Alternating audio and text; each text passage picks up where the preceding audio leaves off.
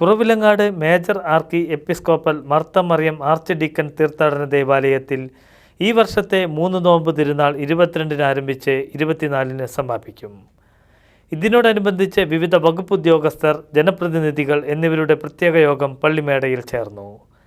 പാല RDOയുടെ മേൽനോട്ടത്തിൽ നടത്തുന്ന കൂട്ടായ്മയിൽ archpriest reverend doctor Augustine കുട്ടിയാനിയിൽ അധ്യക്ഷത വഹിച്ചു.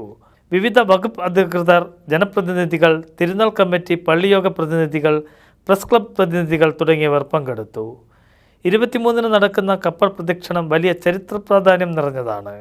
നൂറ്റാണ്ടുകൾക്ക് മുമ്പ് കടപ്പൂർ നിവാസികളായ ഏതാനും പേർ കടൽ യാത്രയ്ക്കിടെ പേമാരിയിലും കൊടുങ്കാറ്റിലും അകപ്പെട്ടെന്നും തുടർന്ന് കുറവിലങ്ങാട് പള്ളിയിലെ മുത്തിയമ്മയെ വിളിച്ചപേക്ഷിച്ചതിനെ തുടർന്ന് രക്ഷപ്പെട്ടുവെന്നുമാണ് വിശ്വാസം.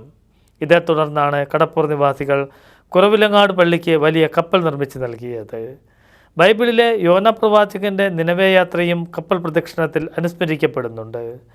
കുറവിലങ്ങാട് മുത്തിയമ്മയുടെ മാധ്യസ്ഥം തേടി ആയിരങ്ങളാണ് കപ്പൽ പ്രദക്ഷിണത്തിൽ പങ്കെടുക്കാൻ എത്താറുള്ളത്. ആനത്തിടമ്പേറ്റുന്നതും ആനവായിൽ ശർക്കര നേർച്ചയും കപ്പൽ പ്രദക്ഷിണത്തിലെ പ്രത്യേകതകളാണ്.